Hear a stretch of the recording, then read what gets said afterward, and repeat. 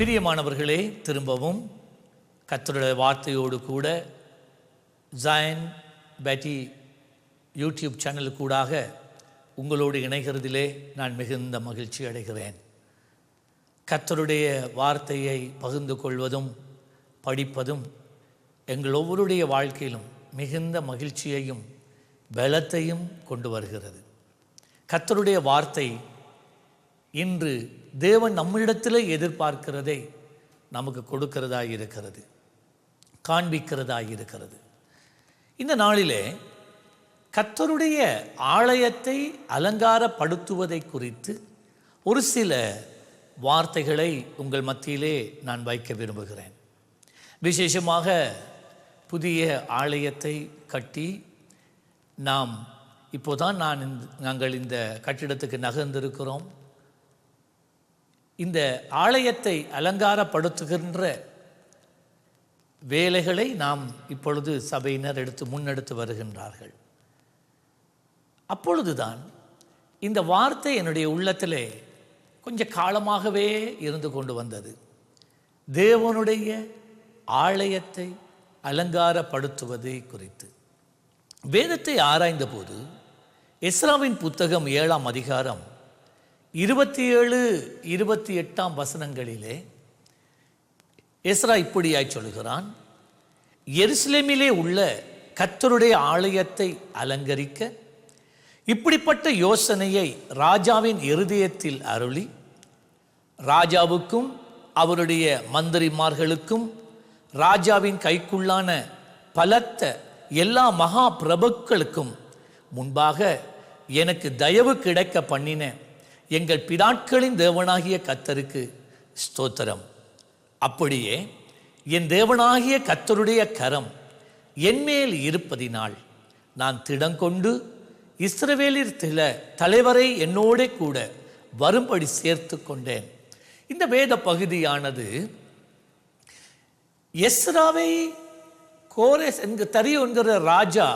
என்கின்ற ராஜா அழைத்து, நீ எருசலேமுக்கு போய் அங்கே இருக்கிற தேவனுடைய ஆலயத்தை அலங்காரப்படுத்து என்று அவனுடைய அதிகாரத்தோடு அவனோடு கூட இருந்த பிரபுக்கள் அதிகாரிகள் உடைய சம்பந்தத்தோடு அவனை யூதேயாவிலே இருக்கிற எருசலேமிலே போய் தேவனுடைய ஆலயத்தை அலங்காரப்படுத்துவதற்கு அவனுக்கு தேவையான எல்லா பொருட்களோடு பணத்தோடு அவன் அனுப்பி வைக்கின்றான்.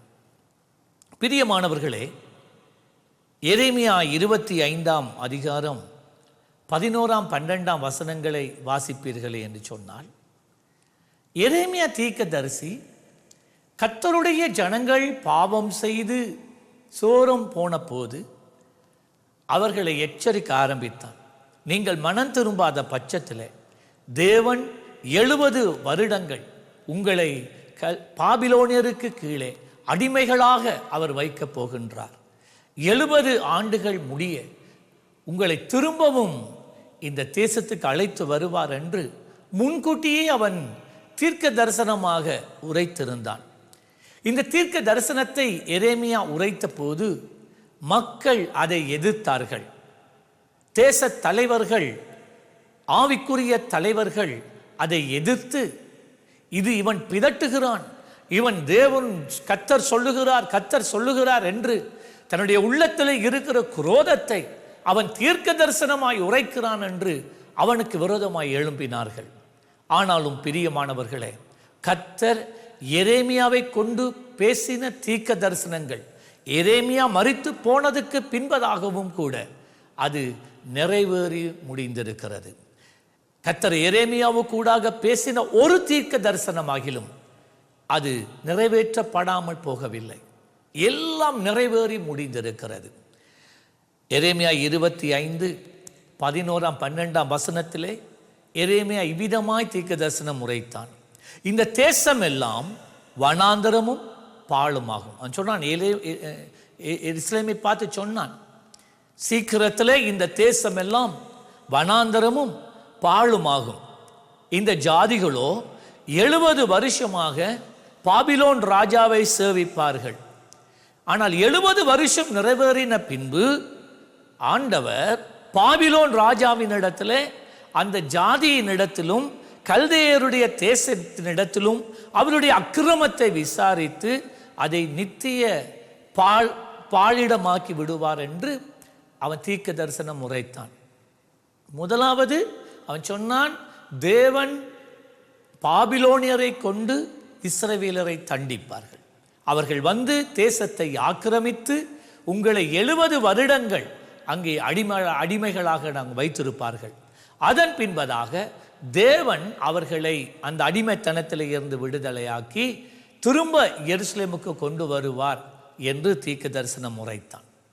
2 நாளாகமம் 36ஆம் அதிகாரம் 21 முதல் 22 வசனங்களிலே இந்த தீர்க்க தரிசனத்தையும் இந்த எரேமியா தீர்க்க தரிசனமாய் உரைத்ததை அங்கே அவன் உரைத்ததிலே கோரேஸ் என்று சொல்லப்பட்ட ஒரு ராஜாவை குறித்து அவன் தீர்க்க தரிசனம் உரைக்கிறான். அவன் சொன்னான், கர்த்தர் எரேமியாவின் வாயினாலே சொன்ன வார்த்தை நிறைவேறும்படிக்கு தேசம் தன்னுடைய ஓய்வு வருஷங்களை ரம்மியமாய் அனுபவித்து தீரு மட்டும் அது பாழாய் கிடந்த நாளெல்லாம், அதாவது 70 வருஷம் முடியும் மட்டும் ஓய்ந்திருந்தது. அதுதான் அந்த 70 ஆண்டுகள். கர்த்தருடைய ஜனங்கள் கர்த்தருக்கு ஓய்வு நாளை கொடுக்கவில்லை. 7ஆம் நாளை ஆண்டவருக்கென்று ஓய்வு நாளாய் கொடுக்கவில்லை. அதே போல அவர்கள் 7வது வருடத்திலே அவர்கள் தேசத்தை நிலத்தை ஓய்ந்திருக்க பண்ணி இருக்க வேண்டும். அதையும் அவர்கள் தேசத்தின் நிலத்துக்கும் அவர்கள் ஓய்வு கொடுக்கவில்லை. தேவன் இவை எல்லாவற்றையும் கணக்கு பார்த்து சரியாக 70 ஆண்டுகள் அவர்கள் தேவனுக்கு ஓய்வு நாளை கொடுக்க வேண்டும் என்று சொல்லிதான் அவர்களை தேசத்திலே இருந்தே அப்புறப்படுத்தி தேசத்துக்கு 70 ஆண்டுகள் அவர் ஓய்வு கொடுத்தார். எரேமியாவின் வாயினாலே கர்த்தர் சொன்ன வார்த்தை நிறைவேறும்படி பெர்சியாவின் ராஜாவாகிய கோரேசின் 1ஆம் வருஷத்திலே கர்த்தர் பெர்சியாவின் ராஜாவாகிய கோரேசின் ஆவியை ஏவினதினாலே அவன் பரலோகத்தின் தேவனாகிய கர்த்தர் பூமியின் ராஜ்யங்கள் எல்லாம் எனக்கு தந்தருளி யூதாவிலே உள்ள எருசலேமிலே தனக்கு ஆலயத்தை கட்டுவிக்கும்படி எனக்கு கட்டளையிட்டிருக்கிறார் என்று சொன்னான். பாருங்கள், கோரேஸ் எரேமியா தீர்க்கதரிசியின் காலங்களிலே அவன் இவ்விதமாய் தீர்க்க தரிசனம் உரைக்கிறான். அந்த 70 ஆண்டுகள் முடியும் போது பாபிலோன் தேசத்திலே கோரேஸ் என்று சொல்லி ஒரு ராஜாவை கர்த்தர் எழுப்புவார்.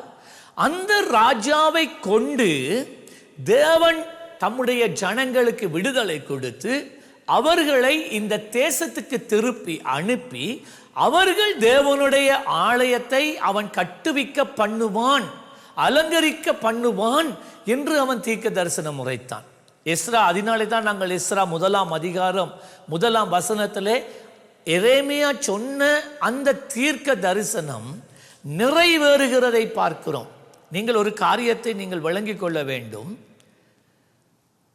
எரேமியா இந்த தீர்க்க தரிசனத்தை உரைக்கும் போது எப்பொழுது உரைத்தான் என்றால், கோரேஸ் ராஜா பிறப்பதற்கு 175 ஆண்டுகளுக்கு முன்பதாக தேவன் எரேமியாவை கொண்டு கோரேஸ் ராஜாவை குறித்து அவர் தீர்க்க தரிசனம் உரைத்தான்.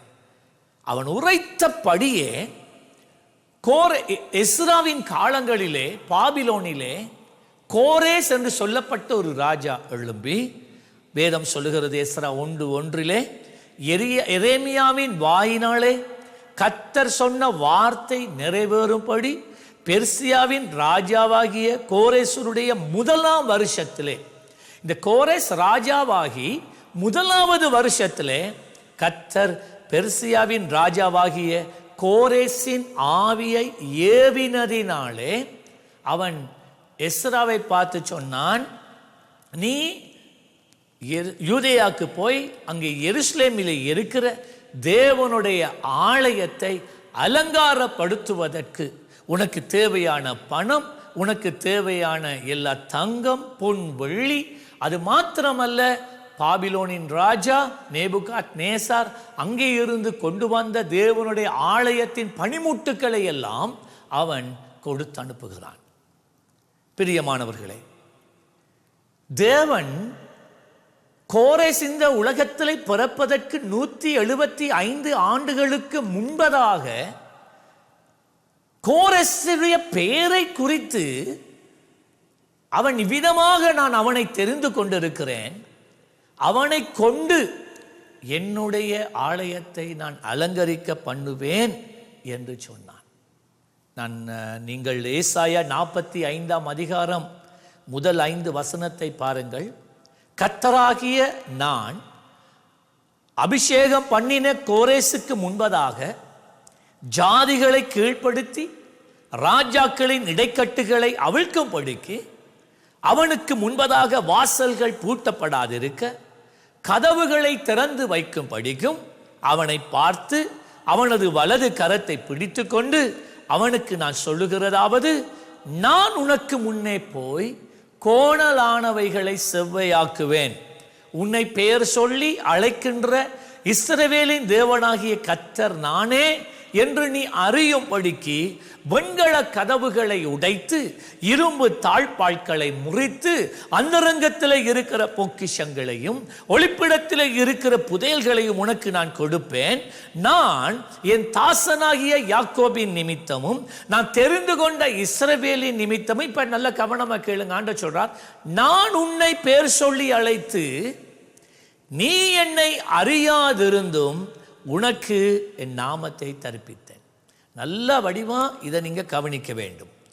ஆண்டவர் சொன்னார், நீ என்னை அறியாதிருந்தும் நான் உன்னை அழைத்து உனக்கு நாமம் தரிப்பித்தேன்.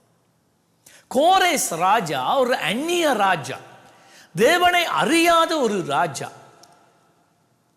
அவனுடைய காலங்களுக்கு முன்பதாகவே நான் முன்னே சொன்னது போல அவன் பிறப்பதற்கு 175 ஆண்டுகளுக்கு முன்பதாக தேவன் இவ்விதமான ஒரு ராஜா இந்த உலக பாபிலோனிலே உண்டாகி அவனை கொண்டு நான் என் தேசத்தை, என்னுடைய ஆலயத்தை நான் அலங்காரப்படுத்துவேன் என்று சொல்லி ஆண்டவர் ஆணையிட்டார், தீர்க்க தரிசனமாய் உரைத்தார். பிரியமானவர்களே, இந்த கோரேஸ் ராஜா பிறந்து அதன் பின்பதாக அவன் ராஜாவாகி இந்த எஸ்ராவை பார்த்து இந்த பணிமூட்டுக்களை எல்லாம் கொடுத்து நீ எருசலேமுக்கு போய் தேவனுடைய ஆலயத்தை அலங்காரப்படுத்து என்று சொல்லும் போது ஏறக்குறைய எரேமியா தீர்க்க தரிசனம் உரைத்து 50 ஆண்டுகள் கழிந்து ஏறக்குறைய 215 ஆண்டுகள் ஆனது அந்த தீர்க்க தரிசனம் நிறைவேறுவதற்கு. ஆனால் தேவன் சொன்னபடியே அந்த தீர்க்க தரிசனம் நிறைவேறிற்று. இந்த நாளிலே நான் உங்களுக்கு முன்பதாக நான் வைக்க விரும்புவது இதுதான். தேவன் நீங்கள் தேவனை அறியாத காலங்களிலே அவர் உங்களை அறிந்தவராயிருக்கிறார். நீங்கள் இந்த உலகத்திலே பிறப்பதற்கு முன்பதாகவே உங்களை குறித்து ஒரு திட்டத்தை அவர் வைத்தார். ஒருவேளை நீங்க தேவன் அறியாம ஒரு அஞ்ஞானியாக கூட இருந்திருக்கலாம். ஆனால் தேவன் அவருடைய அநாதை தீர்மானத்தின்படி அவர் உன்னை தெரிந்து கொண்டார். உன்னை மாத்திரமல்ல, உன்னுடைய சந்ததியை அவர் தெரிந்து கொள்ளுகிறார். பாருங்கள், சாலமோன் ராஜா தேவனுக்கு கட்டின முதலாவது ஆலயத்தை கட்டுவதற்கு அவனுக்கு 7 வருடங்கள் எடுத்தது. ஆனால் அந்த ஆலயத்தை நேபுகாத்நேசார் எரித்து ஒரு கல்லின் மேல் இன்னொரு கல் இதாதபடி அப்படியே அவன் தகர்த்து போட்டான், அழித்து போட்டான். இப்பொழுது 2வது ஆலயம் அதே இடத்திலே கட்டப்படுகிறது. இந்த ஆலயத்தை கோரேஸ் ராஜா ஆரம்பிக்கிறான். உங்களுக்கு தெரியுமா, இந்த ஆலயம் கட்டப்படுவதற்கு சுமார் 20 வருடங்களுக்கு மேலாக எடுத்தது. கோரேஸ் ராஜாவா இருக்கும் போது ஆரம்பிக்கப்பட்ட இந்த கட்டிட நிர்மாண பணி பலவிதமான தடைகளுக்கூடாக போக வேண்டி நேரிட்டது. கோரேஸ் ராஜா மறுத்து போனான். அவனுடைய பிள்ளைகள் ராஜாவாய் மாறி இவ்விதமாய் ராஜாக்கள் மாறினார்கள். ஆனாலும் தேவன் சொன்னதை அவர் செய்து முடித்தார். ஆம், தேவன் உங்களை குறித்து வைத்திருக்கிற பரம சித்தம், பரம திட்டம், அதை ஒருவராலும் அழிக்க முடியாது. உன்னை குறித்து அவர் வைத்திருக்கிற திட்டம், உன்னுடைய பிள்ளைகளை குறித்து வைத்திருக்கிற தேவனுடைய திட்டத்தை ஒருவராலும் அழிக்க முடியாது. ஆகவே பிரியமானவனே, தேவனுடைய அழைப்புக்கும் தேவனுடைய திட்டத்துக்கும் உங்களை அர்ப்பணியுங்கள். ஆண்டவர் கோரேஸ் ராஜாவை எஸ்ராவை கொண்டு தேவனுடைய கட்டப்பட்ட தேவனுடைய ஆலயத்தை அலங்கரிப்பதற்காக தேவன் பயன்படுத்தினார். அன்று கட்டப்பட்ட கட்டிடத்தை அலங்கரிக்கும்படிக்காய் தேவன் எஸ்ராவை பயன்படுத்தினான்.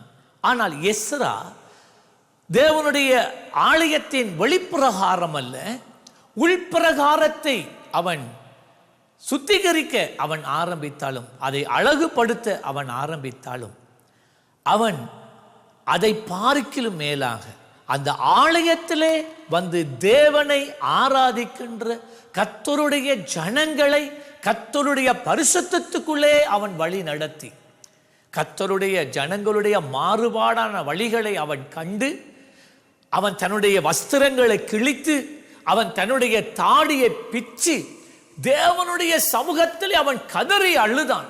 ஆண்டவரை, எப்படி இந்த ஜனத்தை திரும்ப நான் சீர்படுத்துவது? எப்படி இந்த ஜனத்தை ஒரு பரிசுத்த ஜனமாய் உமக்கு முன்பதாய் கொண்டு வந்து இந்த ஆலயத்திலே நிறுத்த முடியும் என்று சொல்லி அவன் கதறினான். தேவன் அவனுக்கு உதவி செய்தார். தேவன் எதற்காக தேவன் எஸ்ராவை அழைத்தாரோ அந்த வேலையை, சபையை அலங்காரப்படுத்தவும், சபையில் இருக்கிற மக்களை பரிசுத்தத்திலே நடத்தி கர்த்தருடைய மகிமையை காண பண்ணும்படிக்கு எஸ்ராவை தேவன் அழைத்தார். அவன் அந்த பணியை செய்து தன் காலத்திலே அவன் நித்திரையடைந்தான். ஆலயத்தின் அலங்காரம் என்றால் என்ன? ஆலயத்தினுடைய அலங்காரம் ஆலயத்திலே இருக்கிற பனிமூட்டுகளா? இல்லை பிரியமானவர்களே. சங்கீதம் 93:5 சொல்லுகிறது, கர்த்தாவே, பரிசுத்தமானது நித்திய நாளாக உமது ஆலயத்தின் அலங்காரமாக இருக்கிறது. பரிசுத்தம் தான் தேவனுடைய ஆலயத்தின் அலங்காரமாக இருக்கிறது. தேவன் அலங்காரம் என்று சொல்வது என்னென்றால் பரிசுத்தத்தை. 1 கொரிந்தியர் 3:16 நாங்கள் பார்க்கிறோம், நீங்கள் தேவனுடைய ஆலயமாய் இருக்கிறீர்கள், தேவனுடைய ஆவி உங்களில் வாசமாய் இருக்கிறார் என்று அறியாதிருக்கிறீர்களோ என்று கர்த்தர் கேட்டார். ஆம், இன்றைக்கு இந்த புறம்பான மனிதனை அலங்காரப்படுத்துவதற்கு மனிதன் என்னென்னலாம் பிரயாசப்படுறான். வெள்ளையா இருக்கிற முடியை கருப்பாக்குறான், கருப்பா இருக்கிற முடியை பிரவுன் கலராய் ஆக்குறான், பர்பிள் கலர் அடிக்கிறான், பலவிதமான நிறங்களிலே அவன் டை அடிக்கிறான். எதற்கு? தன்னுடைய தலைமயிரை அவன் அலங்காரப்படுத்துவதற்காக. அதன் பின்பதாக அவனுடைய கண் இமைகளிலே, உதட்டிலே, அவனுடைய நிறங்களிலே எல்லாம் அவர்கள் நிறங்களை மாற்றி அழகான வஸ்திரங்களை உடுத்தி, விதவிதமான வஸ்திரங்களை எல்லாம் உடுத்தி தங்கள் புறம்பான வெளியரங்கமான மனுஷனை அலங்காரப்படுத்துகிறார்கள். ஆனால் தேவன் பார்ப்பது வெளியரங்கத்தை அல்ல. தேவன் வசிப்பது ஒரு மனிதனுடைய உள்ளான மனுஷனிலே. வெளிப்பிரகாரம் எவ்வளவு தூய்மையாய் இருந்தாலும், அலங்காரம் ஆக்கப்பட்டதாய் இருந்தாலும், உள்ளான மனிதன் எப்படி இருக்கிறது? தேவன் உள்ளான மனிதனிடத்திலே எதிர்பார்க்கிறது ஒன்றுதான், பரிசுத்தம். நம்முடைய தேவன் பரிசுத்தர். அவரை சேவிக்கிறவர்கள் பரிசுத்தத்தோடு அவரை சேவிக்க அழைக்கப்பட்டிருக்கிறார்கள். நீங்கள் அதை அறிந்திருக்கிறீர்கள். யாத்திராகமம் 25ஆம் அதிகாரம் 8ஆம் வசனத்திலே இஸ்ரவேல் ஜனங்களை எகிப்தின் அடிமைத்தனத்திலே இருந்து கொண்டு வந்த போது ஆண்டவர் மோசையை பார்த்து சொல்லுகிறார். ஆண்டவர் சொல்லவில்லை, எனக்கென்று ஒரு ஸ்தலத்தை நீ ஆயத்தப்படுத்து, உங்கள் நடுவிலே நான் வாசம் பண்ண விரும்புகிறேன் என்று சொல்லவில்லை. மாறாக அவர் என்ன சொன்னார்? அவர்கள் நடுவிலே நான் வாசம் பண்ணுவேன், எனக்கு ஒரு பரிசுத்த ஸ்தலத்தை உண்டாக்குவாயாக என்று கர்த்தர் கேட்டார். ஒரு ஸ்தலம் அல்ல, பரிசுத்தமான ஸ்தலம் எனக்கு வேண்டும், தூய்மையான ஒரு இடம் வேண்டும், அங்கேதான் நான் வசிப்பேன். லேவியராகமம் 20ஆம் அதிகாரம் 26வது வசனத்தை பாருங்கள். கர்த்தராகிய நான் பரிசுத்தராய் இருக்கிறபடியினாலே நீங்களும் எனக்கு ஏற்ற பரிசுத்தவான்களாய் இருப்பீர்களாக. இப்ப நான் சொல்லலாம், நான் கர்த்தருக்கு முன்பதாய் பரிசுத்தமாய் இருக்கிறேன், பரிசுத்தத்திலே வாழ்கிறேன் என்று நான் சொல்லலாம். அது அல்ல. இங்கே ஆண்டவர் சொல்லுகிறதை பாருங்கள். கர்த்தராகிய நான் பரிசுத்தராய் இருக்கிறபடியினாலே நீங்கள் எனக்கு ஏற்ற பரிசுத்தவான்களாய் இருப்பீர்களாக. எனக்கு ஏற்ற, நமக்கு ஏற்ற அல்ல, உங்களுக்கு ஏற்ற அல்ல, இன்னொருவர் சொல்லுகிறது படி அல்ல. ஆண்டவர் சொல்றார் எனக்கு ஏற்ற, அவருக்கு ஏற்ற விதமாக, அவர் எதிர்பார்க்கின்ற பரிசுத்தத்தோடு வாழ வேண்டும் என்று அவர் எதிர்பார்க்கிறார். நீங்கள் என்னுடையவர்களாய் இருக்கும்படிக்கு உங்களை மற்ற ஜனங்களை விட்டு பிரித்தெடுத்தேனே. ஆண்டவர் அதைத்தானே செய்தார். அவருடைய ஜனங்களாய் பரிசுத்தம், அவருக்கு ஏற்ற பரிசுத்தம் உள்ள ஜனங்களாய் வாழ்வதற்குத்தான் தேவன் இந்த உலகத்தில் இருந்து எங்களை வேறு பிரித்தார். ஆனா இன்று என்ன நடக்கிறது? வேறு பிரிக்கப்பட்ட ஜனங்கள் வெளியில இருக்கிற ஜனங்களை பார்த்து அவங்க அப்படி இருக்கிறாங்களே, இவங்க இப்படி இருக்கிறாங்களே, இவங்க இப்படி வாழ்றாங்களே, இவங்க அதை செய்றாங்களே, நான் செய்தா என்ன என்று சொல்லி அவர்கள் அதே வண்ணமாய் உலகத்தாரை போல, அஞ்ஞானிகளைப் போல, பாவிகளாய் போல அவர்கள் செயல்பட வாழ அவர்கள் ஆரம்பிக்கிறார்கள். இல்லை, ஆண்டவர் சொன்னார், நான் உன்னை எனக்கென்று பரிசுத்தமாய் இருக்க, எனக்கு ஏற்ற பரிசுத்தத்திலே வாழ நான் உன்னை அழைத்திருக்கிறேன். சங்கீதம் உபாகமம் 7ஆம் அதிகாரம் 6ஆம் வசனம் சொல்லுகிறது, நீ உன் தேவனாகிய கர்த்தருக்கு பரிசுத்த ஜனம். பார்த்தீங்களா?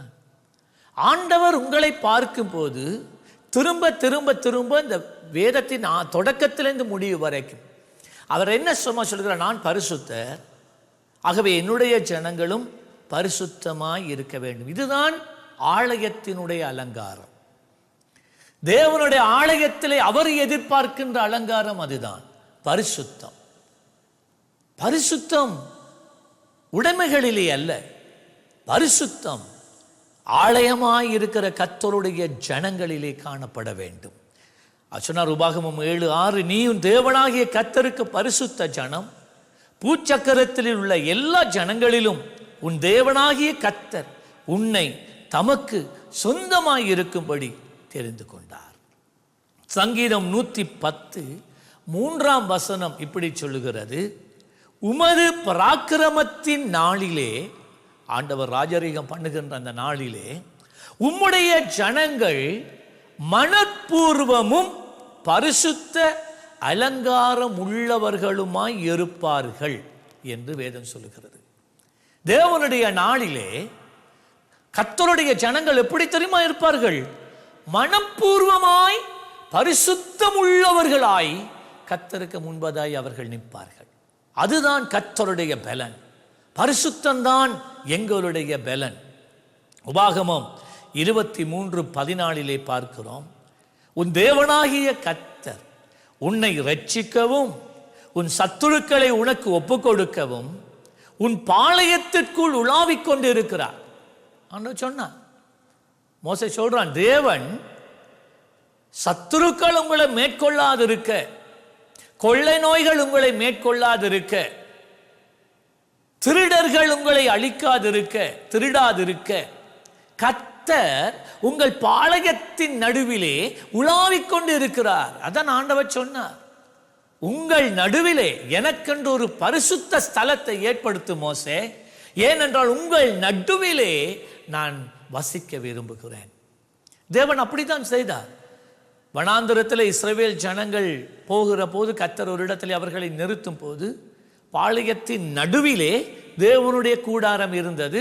12 கோத்திரங்களும் அதை சுற்றி அவர்கள் இருந்தார்கள். கர்த்தர் நடுவிலே இருந்தார். அவருடைய வெளிச்சம் எல்லாருக்கும் சமமாய் அது வீசினது. அவருடைய மேகஸ்தம்பம் எல்லோருக்கும் சமமாக அது பிரதிபலித்தது.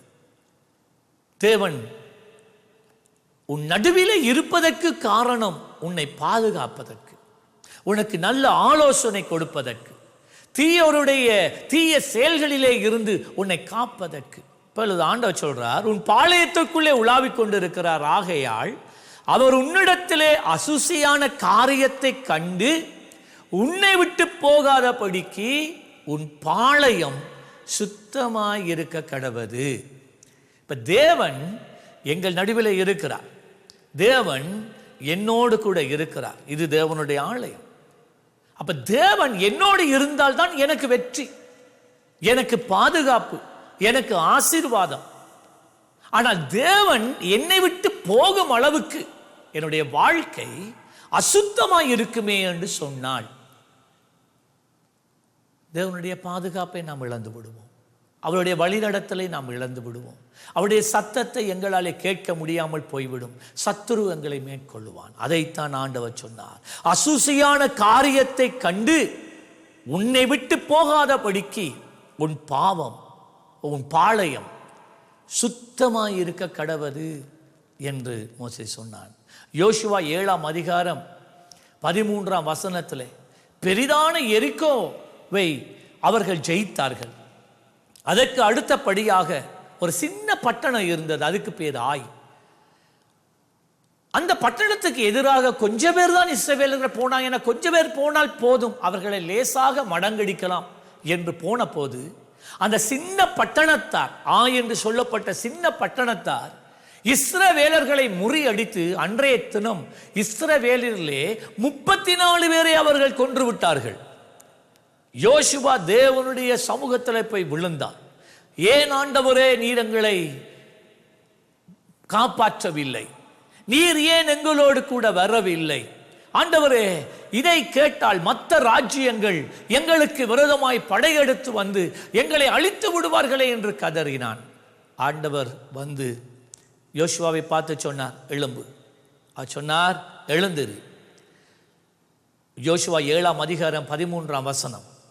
யோசுவா, எழுந்திரு, நீ ஜனங்களை பரிசுத்தம் பண்ணி சொல்ல வேண்டியது என்னவென்றால், நாளைய தினத்துக்கு உங்களை பரிசுத்தம் பண்ணி கொள்ளுங்கள்.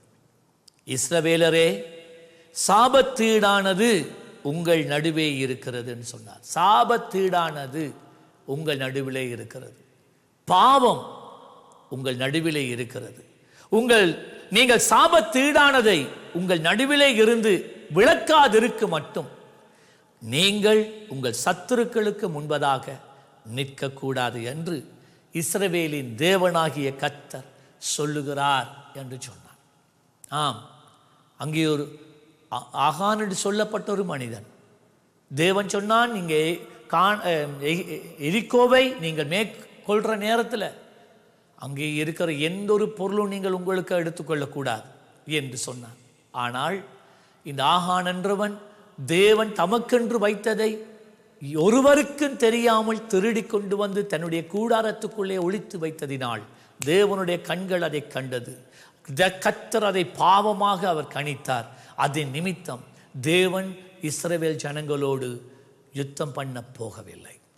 இதனாலே அவர்களுக்கு தோல்வி. எஸ்ரா கோரஸ் ராஜாவினுடைய அதிகாரத்தோடு கூட இஸ்ரவேலிலே இருக்கிற சில தலைவர்களையும் கூட்டிக் கொண்டு, பலரை கூட்டிக் கொண்டு அவன் பாபிலோனிலே இருந்து எருசலேமுக்கு வருகின்றான், தேவனுடைய ஆலயத்தை அழகுபடுத்துவதற்காக.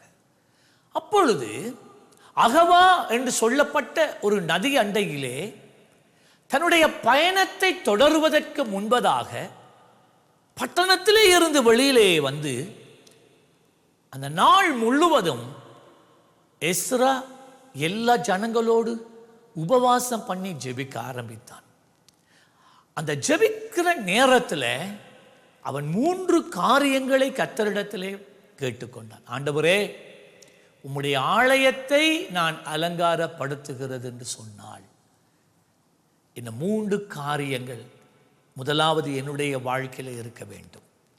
இந்த 3 காரியங்கள் இருந்தால் உம்முடைய ஆலயம் அலங்கரிக்கப்படுமே, அது அழகாய் நிற்குமே என்று அவன் ஜெபித்தான். எஸ்ரா 8ஆம் அதிகாரம் 21ஆம் வசனத்திலே இந்த 3 காரியங்களை நாங்கள் பார்க்கிறோம். அப்பொழுது நாங்கள் எங்கள் தேவனுக்கு முன்பாக எங்களை தாழ்த்துகிறதற்கு, முதலாவது எங்களை தாழ்த்துகிறதற்கு, இரண்டாவது அவன் சொல்லுகிறான் எங்களுக்காகவும் எங்கள் பிள்ளைகளுக்காகவும் எங்கள் சகல பொருட்களுக்காகவும் செவ்வையான வழியை தேடுவதற்கு. இரண்டாவது சொன்னான், முதலாவது எங்களை தாழ்த்துவதற்கு, இரண்டாவது சொன்னான் உம்முடைய செவ்வையான வழியை தேடுவதற்கு நாங்கள் உபவாசம் பண்ணுகிறோம் ஆண்டவரே. என்னுடைய வழி அல்ல, எங்களுடைய இஷ்டம் அல்ல, நீர் என்ன செய்ய விரும்புகிறீர்? இந்த ஆலயம் எவ்விதமாய் அலங்கரிக்கப்பட வேண்டும், உம்முடைய ஆலயத்தின் ஜனங்கள் எவ்விதமாய் இருக்க வேண்டும், எந்த வழியிலே நடந்தால் உமக்கு பரிசுத்தமாய் உமக்கு பிரியமாய் இருக்க முடியும், அதை எங்களுக்கு வெளிப்படுத்தும் என்று ஜெபித்தான். மூன்றாவது காரியம் அவன் சொன்னான், மூன்றாவது சொன்னான் நீர் எங்களுக்கு துணையாய் இருக்க வேண்டும் என்றால் எப்பொழுதும் உம்முடைய சமூகம் எங்களோடு இருக்க வேண்டும் என்று அவன் ஜெபித்தான். ஆம் பிரியமானவர்களே, இந்த காலை வேளையிலே, இந்த வேளையிலே நான் உங்கள் மத்தியிலே எஸ்ராவின் ஜெபத்திலே அவன் ஆலயத்தை அலங்காரப்படுத்தும்படிக்காய், ஆலயத்தின் அலங்காரம் பரிசுத்தம் என்று நான் காண்பித்தேன். ஆலயத்திலே பரிசுத்தம் காணப்பட அவன் ஜெபித்த வேண்டிக் கொண்ட 3 காரியங்களுக்கு உங்கள் மத்தியில் நான் வைக்க விரும்புகிறேன். முதலாவது, எஸ்ரா தன்னை தாழ்த்தினான். அவன் சொன்னான் அப்பொழுது நாங்கள் எங்கள் தேவனுக்கு முன்பதாக எங்களை தாழ்த்தினோம் என்று அவன் சொல்லுகிறான். தாழ்த்துகிறதுக்கு என்று அவன் ஜெபிக்கிறான். தாழ்மை வேண்டும் ஆண்டவரே.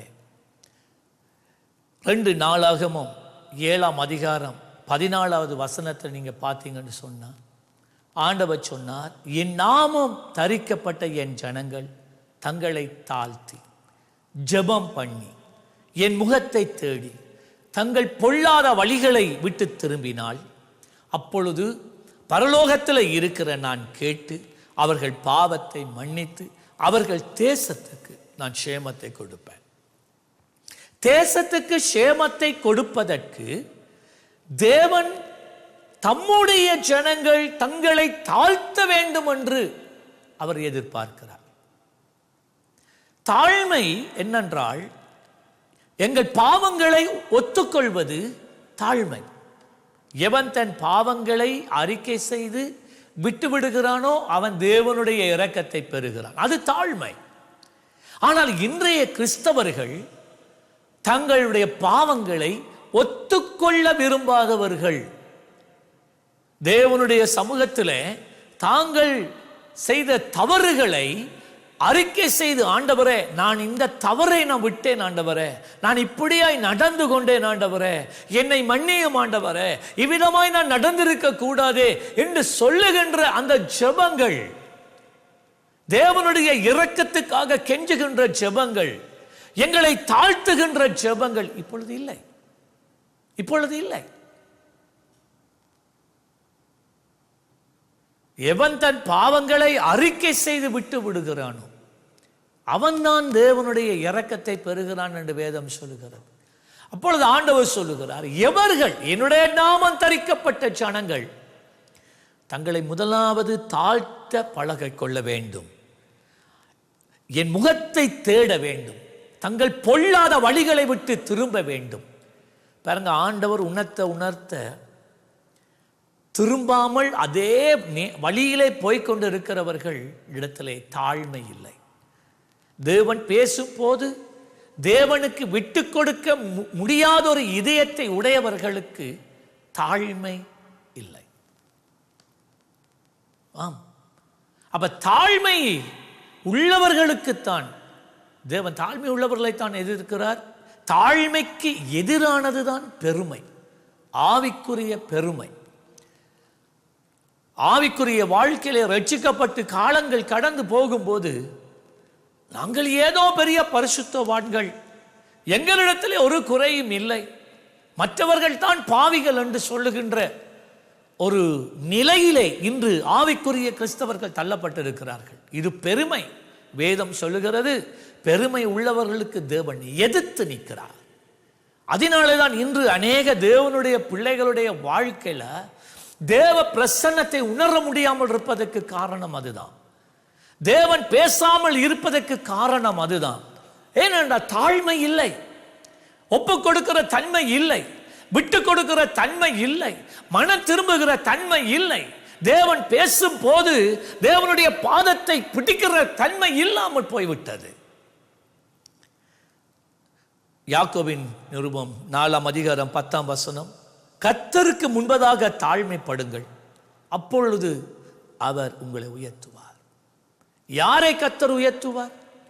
கர்த்தருக்கு முன்பதாக தங்களை தாழ்மைப்படுத்துகிறவர்களை தான் உயர்த்துவார்.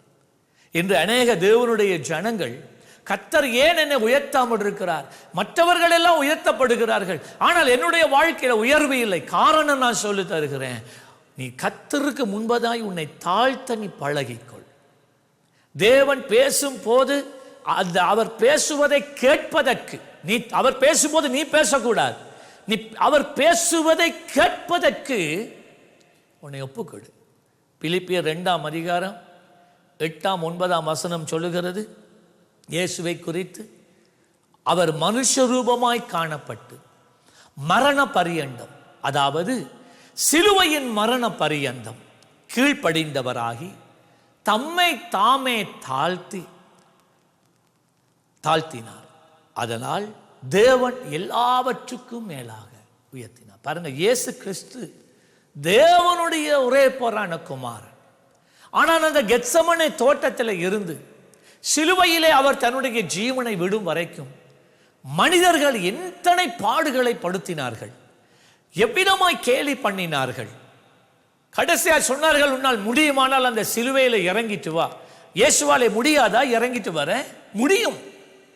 அவ்வளவு துளி ரத்தம் அவருடைய சரீரத்திலே போய் இருந்தும் மனுஷனால் இயேசுவை கொல்ல முடியவில்லை. இயேசு தாமாக தன்னுடைய ஜீவனை விடும் வரைக்கும் அவர் சாக முடியவில்லை. அப்படிப்பட்ட ஒரு தெய்வம் அவர் வையப்படும் போது, அவர் அவமதிக்கப்படும் போது, அவர் பரிகாசம் பண்ணப்படும் போது அவர் பதில் வையாமல் இருந்தார் என்று வேதம் சொல்லுகிறது. ஏன்? அவருக்கு தெரியும், அவர் எந்த அளவுக்கு தன்னை தாழ்த்துகிறாரோ அந்த அளவுக்கு கர்த்தர் தம்மை உயர்த்துவார். அப்போஸ்தலர் 8ஆம் அதிகாரம் 33ஆம் வசனத்திலே பார்க்கிறோம், அவர் தம்மை தாழ்த்தின போது அவருடைய நியாயம் எடுத்து போடப்பட்டது. இந்த வசனம் என்ன சொல்லுகிறது தெரியுமா?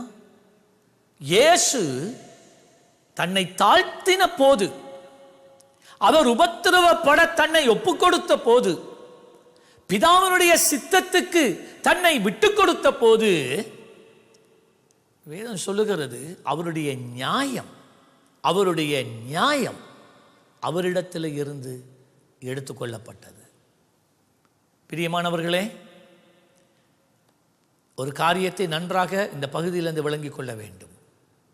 எவன் கர்த்தருக்கு முன்பதாக தன்னை தாழ்த்துகிறானோ அவனுடைய நியாயம் அவனிடத்தில் இருந்து எடுத்துக்கொள்ளப்படும்.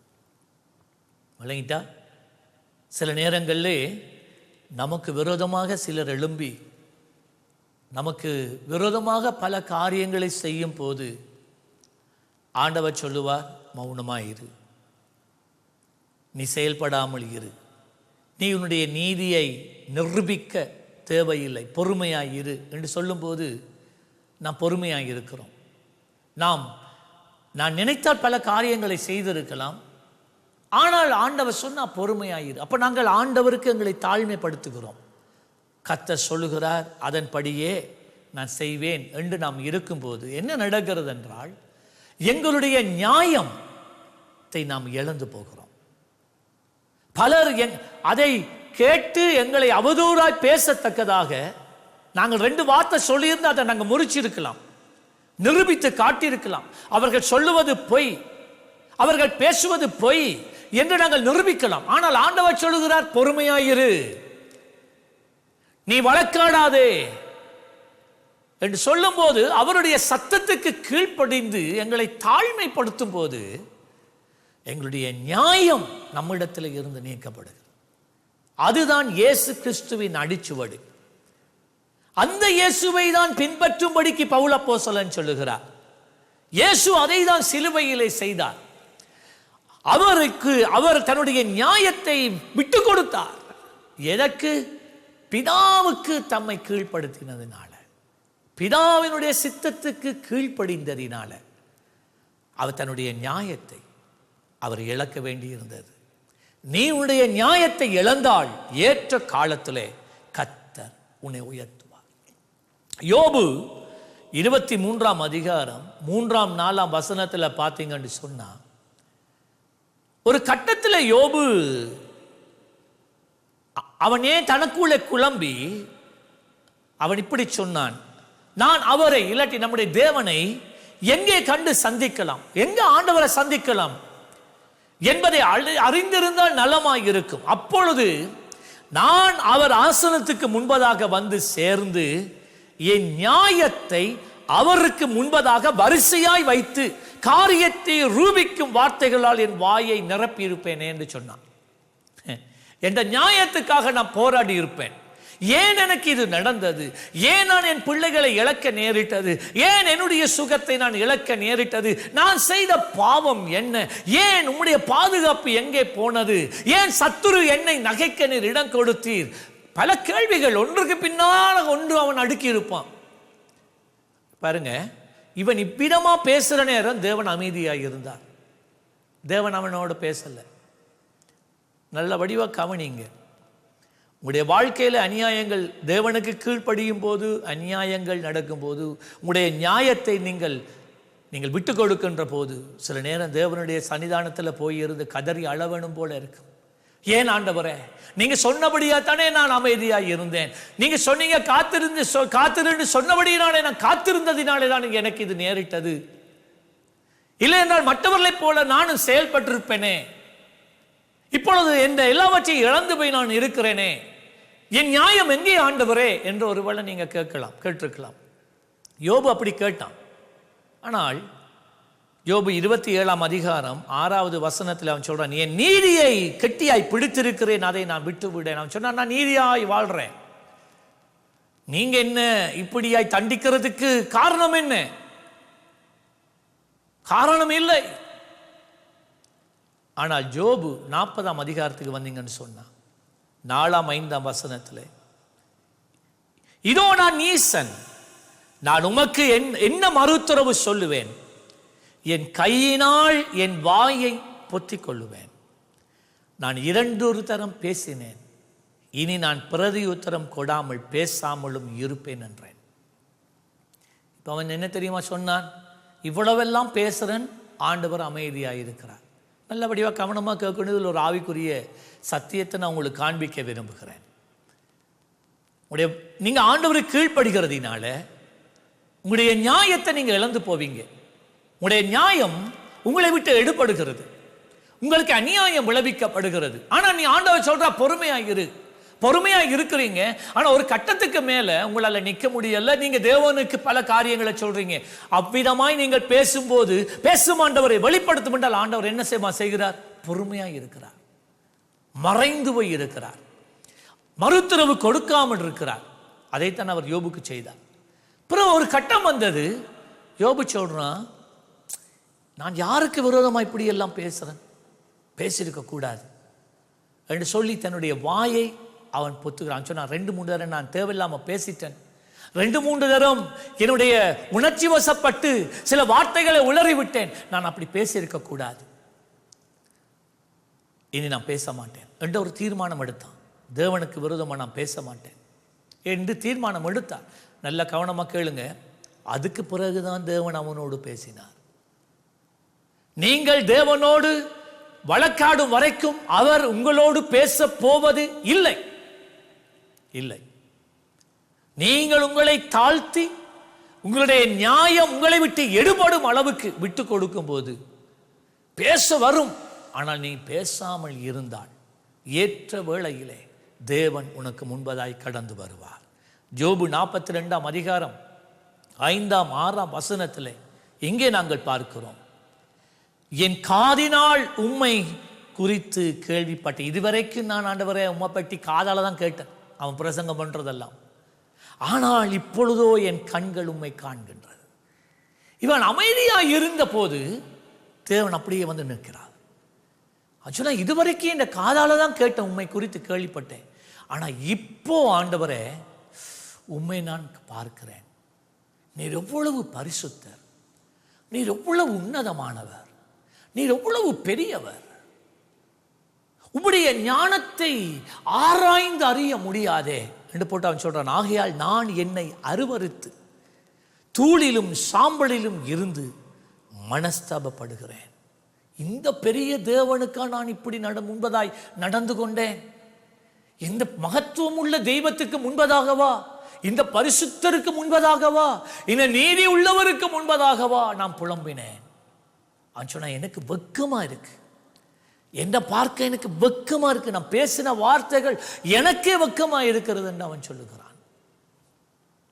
பிரியமானவர்களே, முதலாவது தாழ்மைப்படுத்தினான்.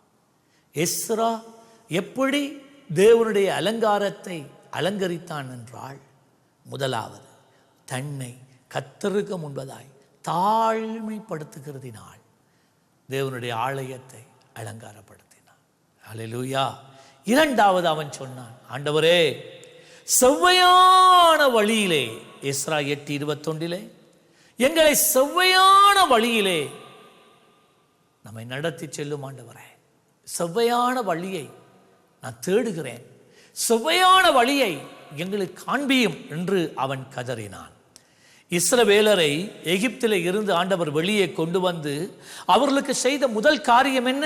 அக்கினி ஸ்தம்பத்தையும் மேக ஸ்தம்பத்தையும் கட்டளையிட்டார்.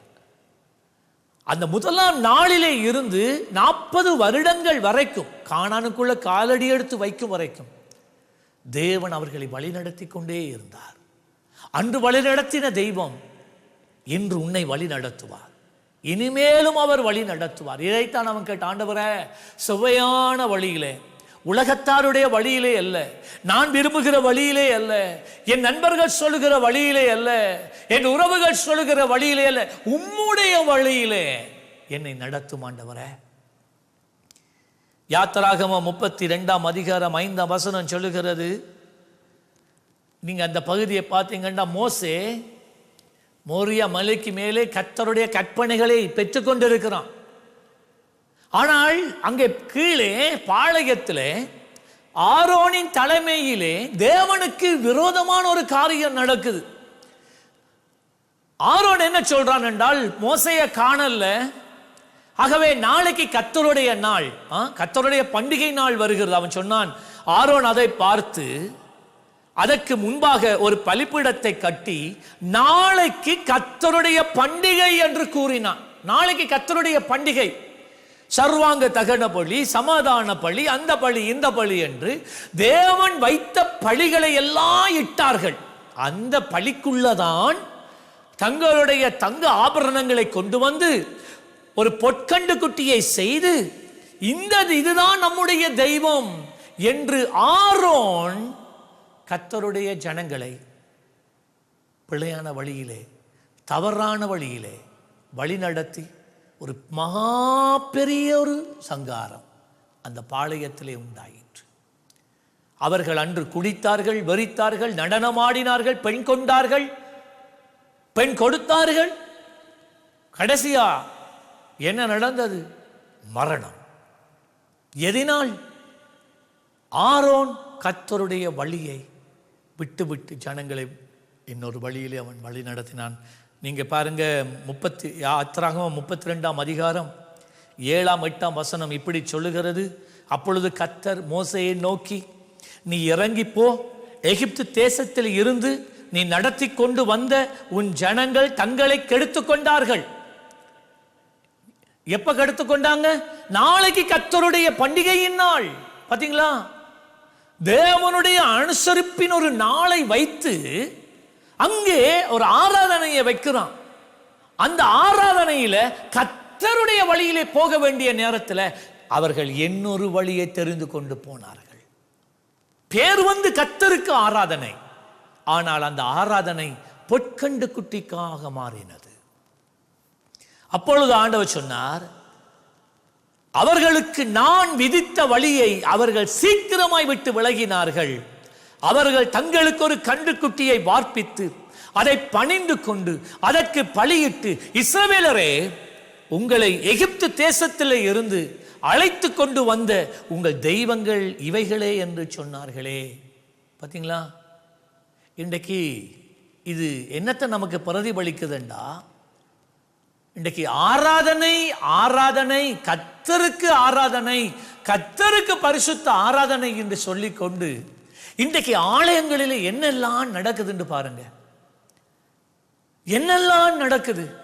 கர்த்தருடைய வசனம் பிரசங்கிக்கப்பட வேண்டிய நேரத்தில் யாரோ ஒருவன் சொன்ன ஒரு காரியத்தை எடுத்து அதையே பேசுகிறாங்க.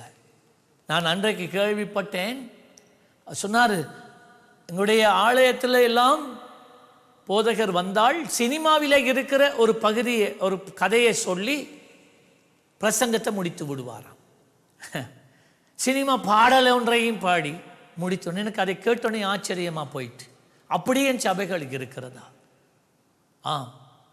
இன்று கர்த்தருடைய ஜனங்கள் கர்த்தருடைய ஆலயத்துக்கு வருவது கர்த்தரை ஆராதிப்பதற்கு.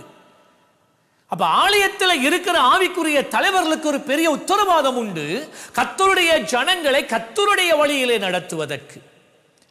ஆனால் சபையில இருக்கிறவருடைய சிலருடைய விருப்பத்துக்கு, அவர்களை அபிலாஷைகளை நாங்கள் நிறைவேற்றுவதற்கு விட்டுக் கொடுக்கிறதினாலே என்று சபை தேவனுடைய ஆராதனை என்று சொல்லப்பட்டு பரிசுத்த ஆராதனை என்று சொல்லப்பட்டாலும் அது விக்கிரக ஆராதனையாய் அது மாறிக்கொண்டு போகிறது. வேதத்தின் கர்த்தருடைய வழிகளை விட்டு விலகிச் செல்லுகிற ஆராதனையாய் இருக்கிறது. யாத்திராகமம் 33:13 வசனத்திலே மோசே இப்படி ஜெபிக்கிறான், உம்முடைய கண்களில் இப்பொழுது எனக்கு கிருபை கிடைத்ததானால் நான் உம்மை அறிவதற்கும் உம்முடைய கண்களில் எனக்கு கிருபை கிடைப்பதற்கும் உம்முடைய வழியை எனக்கு அறிவியும். நல்ல கவனமாக கேளுங்க, மோசேயோட ஜெபத்தை கேளுங்க. அவன் சொன்னான், ஆண்டவரே, உம்முடைய வழிகளை நான் கற்றறிந்தால் எனக்கு கிருபை கிடைக்கும். பாருங்கள், உம்முடைய கண்களில் எனக்கு கிருபை கிடைப்பதற்கும் உம்முடைய வழியை எனக்கு அறிவியும். பார்த்தீங்களா? எவர்கள் தேவனுடைய வழியை அறிந்து அந்த வழியிலே நடக்கிறார்களோ அவர்களுக்கு தேவன் கிருபை அளிக்கிறார். மற்றவர்களுக்கு இல்லை, எல்லாருக்கும் கிருபை இல்லை. கிருப கிருப கிருப கிருபன்னு படிக்கலாம். ஆனால் யாருக்கு கிருபை வந்து சேருதென்றால் கர்த்தருடைய வழியை அறிந்து அதிலே நடக்கிறவர்களுக்குத்தான் கர்த்தர் கிருபை அளிக்கிறார். அந்த கிருபை இருந்தாதான் நாம் கர்த்தருக்காக இந்த உலகத்தில் வாழ முடியும்.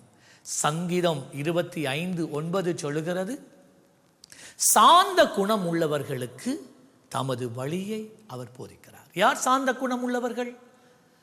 எவர்கள் தேவன் பேசும்போது சாட்டு போக்கு ஏதும் சொல்லாமல், முன் நிபந்தனைகளை ஏதும் வைக்காமல், அவர் பேசும்போது பேசுகிற வண்ணமாகவே வார்த்தைகளை ஏற்றுக்கொண்டு அதற்கு தன்னை அர்ப்பணித்து கீழ்ப்படிந்து அந்த க்ஷணமே தன் வாழ்க்கையை மாற்றிக்கொண்டு கர்த்தர் காண்பிக்கிற வழியிலே போகிறவன் தான் சாந்த குணம் உள்ளவன். தேவனோடு சண்டை போடுகிறவனோ, தேவனோடு வழக்காடுகிறவனோ, தேவனுக்கு முன்பதாக தன் மனதை கடினப்படுத்துகிறவனோ சாந்த குணம் உள்ளவர்கள் அல்ல. சாந்த குணம் உள்ளவர்களுக்குத்தான், அதாவது தேவன் பேசும்போது இணங்கக்கூடியவர்கள், எதுவிதமான நிபந்தனைகளை வைக்காமல் தேவனுக்கு கீழ்ப்படியக்கூடியவர்கள், அவர்களுக்குத்தான் தேவன் தமது வழியை காண்பிக்கிறார், போதிக்கிறார் என்று வேதம் சொல்லுகிறது. 1 பேதுரு 3:4 அழியாத அலங்கரிப்பாய் இருக்கிறவர்கள், அழியாத அலங்கரிப்பு. தேவனுடைய ஆலயத்தை அலங்கரிக்கிறதை குறித்து பேசிக் கொண்டிருக்கிறேன். தேவனுடைய ஆலயத்தை அலங்காரப்படுத்துவது தாழ்மை என்று சொன்னேன். இரண்டாவது, அவருடைய வழிகளை, அதைத்தான் நாங்கள் பார்த்து கொண்டிருக்கிறோம். அவருடைய வழிகளை, அவர் காட்டுற வழியில் எங்களுடைய நியாயத்தை கூட விட்டறிஞ்சு விட்டு கீழ்ப்படிந்து அந்த வழியை ஏற்றுக்கொள்ளக்கூடியவர்கள். சொல்கிறார், அழியாத அலங்கரிப்பாய் இருக்கிற சாந்தம், அமைதலுள்ள ஆவியாகிய இருதயத்தின் மறைந்திருக்கிற குணமே உங்களுக்கு அலங்காரமாய் இருக்க கடவது, அதுவே தேவனுடைய பார்வையில் விளையேற பெற்றது. புறம்பான அலங்காரத்தை போட்டு டெக்கரேட் பண்ணிட்டு கர்த்தருடைய சமூகத்தில் வந்து இருக்கிறது தேவனுக்கு பிரியம் இல்லை. இல்லை, அவர் உள்ள அலங்காரத்தை பார்க்கிறார். வெளியில் எப்படி உங்களை அலங்காரப்படுத்துங்க, அது இல்லை. உள்ள அலங்காரம், உனக்குள்ளே இருக்கிற அலங்காரம் என்ன? அழியாத அலங்காரம். அது என்னவாம்? சாந்தம். முதலாவது, அமைதலுள்ள ஆவி, இருதயத்தில் மறைந்திருக்கிற குணம். இதை தான் கர்த்தர் பார்க்கிறார். சாந்த குணம், அமைதியான ஒரு குணம். இது ஒரு ஆவி என்று பேதுரு சொல்லுகிறான். இப்பேற்பட்ட ஆவியை எனக்கு தாரும் என்று கர்த்தருடைய பிள்ளைகள் கேட்க வேண்டும். மூன்றாவது, கடைசியாக,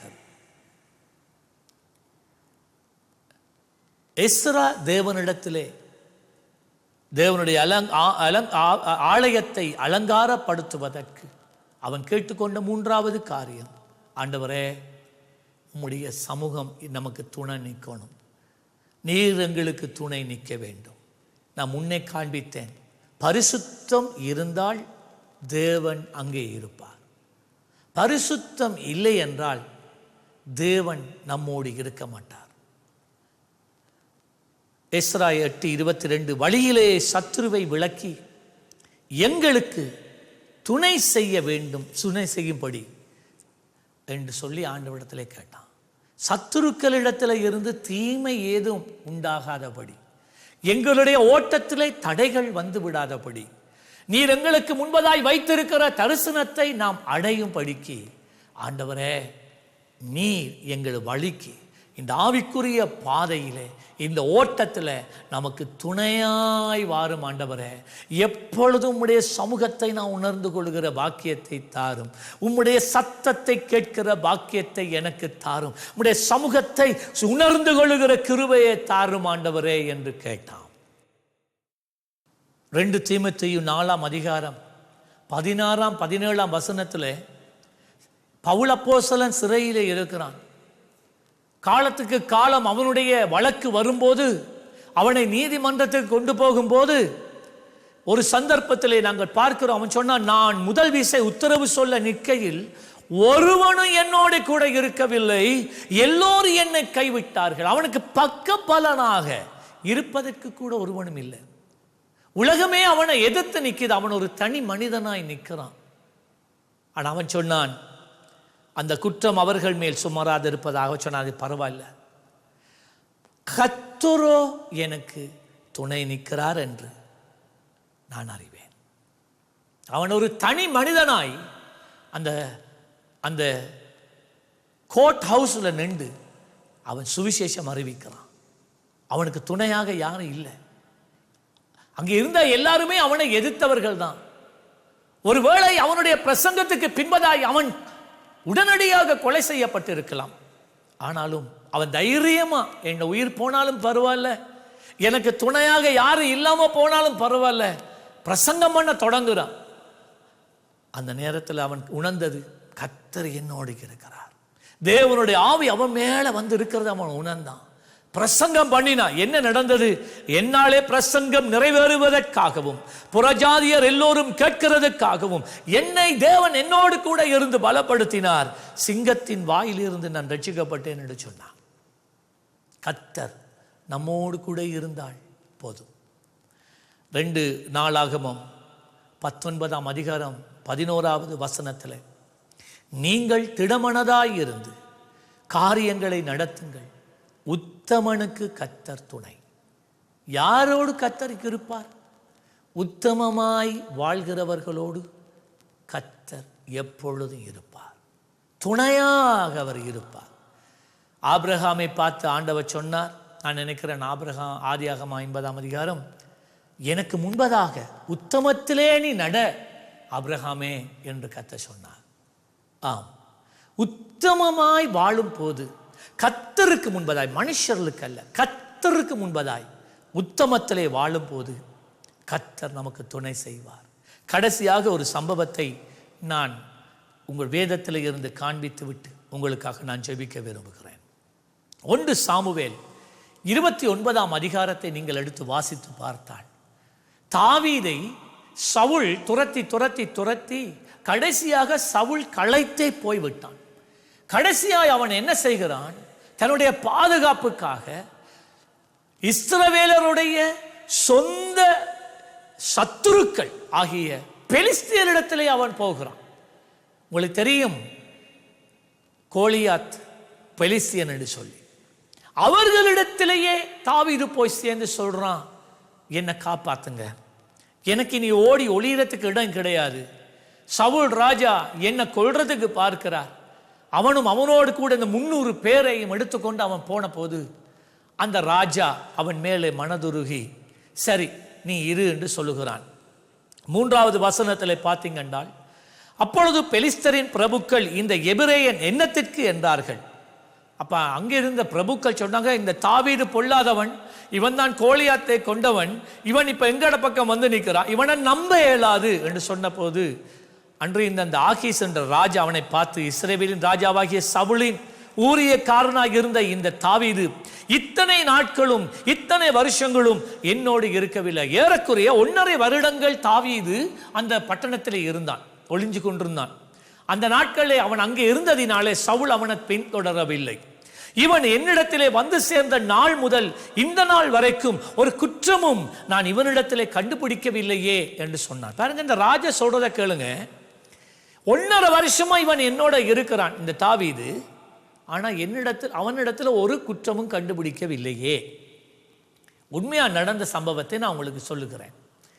இந்த தாவீது என்ன செய்வான் என்று சொன்னால், அவனுடைய மனுஷரோடு கூட இந்த பெலிஸ்தீனுடைய எல்லை புறமாய் இருக்கிற சில கிராமங்களுக்குள்ள போய் அங்கே இருக்கிற மனுஷரை எல்லாம் கொன்று, ஒரு புருஷன் ஒரு ஸ்திரீ ஆகிலும் விட்டு வைக்காமல் எல்லாரையும் கொலை செய்து அவர்களுடைய ஆடுகள் மாடுகள் கழுதைகள் எல்லாத்தையும் எடுத்துக்கொண்டு வந்து இந்த ஆக்கீஸ் ராஜாவுக்கு கொடுப்பான். அப்ப இந்த ஆக்கீஸ் ராஜா எங்கிருந்து இதெல்லாம் போய் பெற்றா, எங்க நீ யுத்தத்துக்கு போனான்னு சொன்ன உடனே அவன் சொல்லுவான், நான் எருசலேமில் போய் யுத்தம் பண்ணி இஸ்ரவேலுடைய உடைமைகளை நான் பறிச்சு கொண்டு வந்திருக்கிறேன் என்று சொல்லி ஆக்கீஸ் ராஜாவை இவன் ஏமாத்தி கொண்டே வருகிறான். அவன் சொன்ன ஒரு சந்தர்ப்பத்தில், ஏன் எல்லா புருஷரையும் ஸ்திரியையும் கொன்றான் என்று சொன்னால், ஒருவனாகிலும் தப்பித்து வந்து ராஜாக்கு உண்மையை சொல்லிட்டான்டா இவனுடைய கதை முடிஞ்சு என்றதுக்காக ஒருவனையுமே அவன் உயிரோடு விட்டது கிடையாது. இது பல 1.5 வருஷமா தொடர்ந்து நடந்து கொண்டு இருந்ததினால இந்த ராஜா தாவீது உண்மையாகவே நல்லவன் என்றே நம்பிவிட்டான். தாவீது உண்மையாகவே இஸ்ரவேலிலே யூதாவிலே எருசலேமிலே இருக்கிற அவனுடைய சொந்த ஜனங்களோட யுத்தம் பண்ணி அவர்களுடைய பகையைத்தான் அவன் சம்பாதித்து கொண்டு இருக்கிறான். இவன் சாகு வரைக்கும் எங்களோட தான் இருப்பான் என்று உண்மையா நம்பிட்டான்.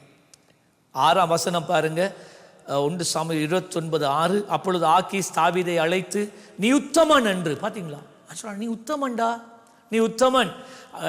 அரவாசில பாத்தீங்க, நீ என்னிடத்திலே சேர்ந்த நாள் முதல் இன்றை வரைக்கும் நான் உன்னிடத்திலே ஒரு பொல்லாப்பையும் காணவில்லை. ஏன்னா தாவீது செய்த குற்றத்தை ஒருவரும் கண்டுபிடிக்காததினால இவன் உத்தமன் என்று பெயர் பெற்றுக் கொண்டு இருக்கிறான். 9வது வசனத்துல பாருங்க, ஆக்கீஸ் தாவீதுக்கு பிரதியுத்தரமாக, அறிவேன், நீ தேவனுடைய தூதனை போல என் பார்வைக்கு பிரியமானவன் என்று சொன்னான். இப்ப மனுஷர்கள் இப்படித்தான் பார்ப்பான். உண்மையாவே தாவீது அவனுடைய மனுஷரோட கூட சேர்ந்து ஆக்கீஸ் ராஜாவினுடைய பெலிஸ்தியருடைய ஜனங்களை தான் கொண்டு அவர்களைத்தான் திருடி கொண்டு கொள்ளையிட்டு கொண்டிருந்தான். ஆனா கதை வழியில வரல, யாருக்கும் தெரியல 1.5 வருஷம். அதனால இவன் தன்னை நல்லவன் போல காண்பித்ததினால மனுஷர்கள் எல்லாரும் அவனை பார்த்து நீ உத்தமன், நீ நல்லவன் என்று சொல்லிக் கொண்டிருந்தார்கள். ஆனால் பிரியமானவர்களே, ஒருவர் இருக்கிறார். அதுதான் நம்முடைய தேவன். மனிதர்கள் ஒரு மனிதனுடைய வெளியரங்கத்தை பார்க்கலாம், ஆனால் நம்முடைய தேவன் உள்ளான மனுஷனை பார்க்கிறவர். உன் வழிகளை அவர் அறிந்திருக்கிறார். நீ அந்தரங்கத்திலே செய்கிற காரியங்களை அவர் அறிவார். நீ அந்தரங்கத்திலே பேசுகிற காரியங்களையும் அவர் அறிவார். ஒருவேளை உன்னுடைய ஏமாற்று விதங்கள் பலர் உன்னை நம்பி நீ நல்லவன் என்று சொல்லலாம். ஆனால் ஆண்டவர் உன்னை பார்த்து நல்லவன் என்று சொல்ல முடியுமா? முடியாது. ஆண்டவர் இப்படிப்பட்டு ஒரு பாவத்திலே வாழ்ந்து கொண்டு தேவனுடைய ஆலயத்திலே நீ ஒரு அலங்காரமாய் இருக்கவே முடியாது. உத்தமம் உள்ளத்திலே காணப்பட வேண்டும், உத்தமத்திலே வாழ வேண்டும். அதை தான் கர்த்தர் விரும்புகிறார். ஆகவே கர்த்தருடைய ஆலயத்தை அலங்காரப்படுத்த உன்னை அழைக்கிறார். எப்படி அலங்காரப்படுத்தலாம்? நான் கர்த்தருக்கு முன்பதாய் என்னை தாழ்த்துகிறதினால் நான் கர்த்தருடைய ஆலயத்தை அலங்காரப்படுத்தலாம். இரண்டாவது, கர்த்தருடைய செம்மையான வழியை, கர்த்தர் நமக்கென்று வைத்திருக்கிற வழியை தேடி அவருடைய சித்தத்தை நிறைவேற்ற எங்களை அர்ப்பணிக்கிறதினால் அவருடைய ஆலயத்தை நான் அலங்காரப்படுத்தலாம். மூன்றாவதாக, கர்த்தருடைய பிரசன்னம், கர்த்தர் எப்பொழுதும் நம்மோடு கூட இருந்து நமக்கு துணையாய் இருக்கிறது. அதாவது தேவ பிரசன்னத்தை சுமக்கிறவர்களாய் நாம் இருக்கும் போது எப்படி இருக்கலாம்? உத்தமத்திலே வாழும்போது தேவ பிரசன்னத்தை நாம் சுமக்கிறவர்களாய் இருப்போம். தேவனுடைய ஆலயத்துக்குள்ளே நீங்கள் கடந்து செல்லும் போது தேவனுடைய பிரசன்னத்தை எடுத்துக்கொண்டு போவீர்கள். இதனால் தேவனுடைய ஆலயம் அலங்கரிக்கப்படுகிறது. தாழ்மை, கர்த்தருடைய வழிகள், மூன்றாவது கர்த்தருடைய பிரசன்னம், துணை நம்மோடு கூட எப்பொழுதும் இருக்கிறதினால். ஜெபிப்போம். நல்ல தகப்பனே, உம்முடைய ஆலயத்தை அலங்காரப்படுத்த நீர் எங்களை அழைத்திருக்கிறீர். புறம்பான அலங்காரம் அல்ல ஆண்டவரே, உள்ளான அலங்காரம். கர்த்தருடைய ஜனங்கள் தங்களை தாழ்த்தி தங்களுடைய நியாயத்தை விட்டு கொடுத்து ஆண்டவரை உம்முடைய சித்தத்தை நிறைவேற்றுகிறவர்களாய், உம்முடைய வழிகளை அறிந்து உம்முடைய செவ்வையான வழிக்கு தங்களை அர்ப்பணித்து, அது எவ்வளவு கடினமாய் இருந்தாலும், அது எவ்வளவு சவால்கள் நிறைந்ததாய் இருந்தாலும் ஆண்டவரே, பல இழப்புகளையும் நஷ்டங்களையும் சந்திக்க நேரிட்டாலும் அதை உறுதியாய் பற்றி கொண்டு வாழ்நாள் எல்லாம் உமக்காக வாழத்தக்கதான கிருபைகளை கொடுப்பீராக.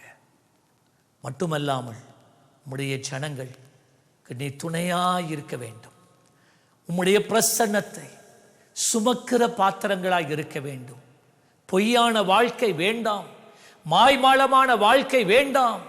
ஆண்டவரே சுவாமி, உண்மையாய் உம்மை தேடுகிறவர்களாய், உண்மையாய் உம்முடைய சமூகத்திலே நேரம் செலவழிக்கிறவர்களாய், உண்மையாய் உம்முடைய ஆண்டவரே பிரசன்னத்தை சுமக்கிற பாத்திரங்களாய் எங்கள் ஒவ்வொருவரையும் மாற்றுவீராக.